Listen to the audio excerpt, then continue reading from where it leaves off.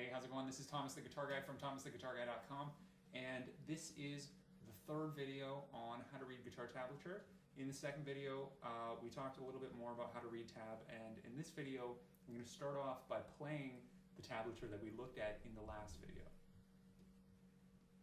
Before I do this, actually, I should point out each of those numbers on our tab represented one of our frets, right? Well, in case you didn't already know this, these are our frets here. Each of these sort of boxy looking things represent our frets. So starting from this side, from the left side of your guitar, or if you're left-handed, from the right side of your guitar, this is the first fret, second fret, third fret, and so on. So I'm going to play that tab for you, and now you're going to kind of have a better idea of where you'd actually play this on the fretboard.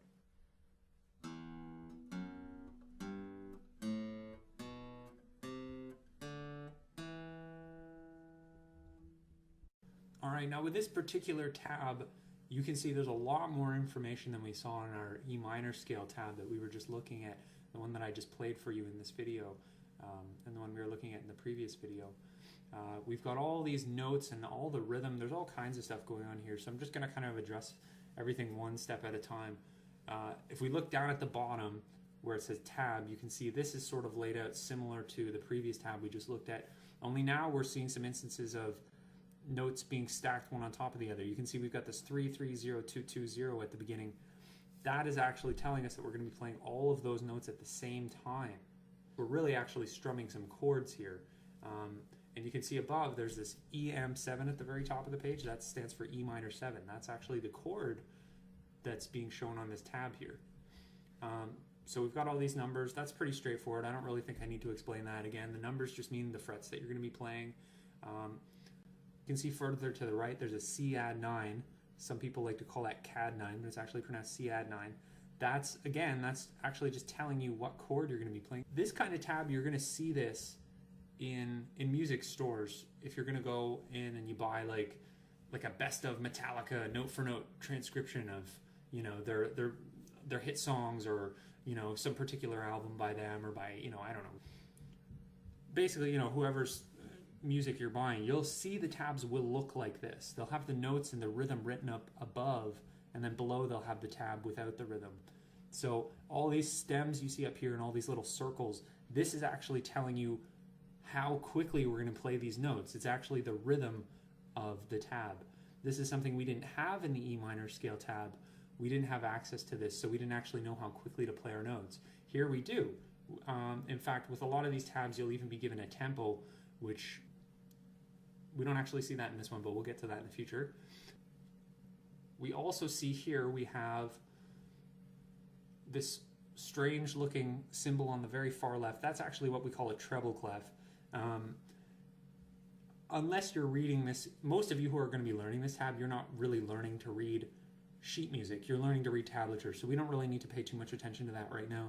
That has to do with finding where to play these notes as far as reading sheet music, but we're not really learning about reading sheet music, so that's not really important. Same with that little pound symbol you see here. That's actually indicating where there are sharps, and again, that's something we're not going to get into here, so we can ignore that.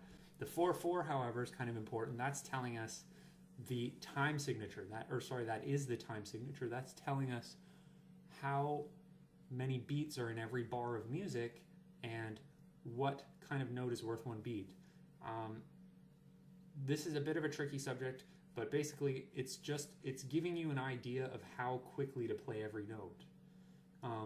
We're not going to get too heavily into rhythm right now, but rest assured that as you're learning guitar, you're definitely going to want to learn this stuff. This is a really good reason too to get a teacher, because rhythm is probably one of the hardest things to develop by yourself and without some sort of, you know, professional guidance. So I highly recommend you find a guitar teacher if you're going to learn rhythm. But that 4-4 there, that time signature, that's basically what that's there for.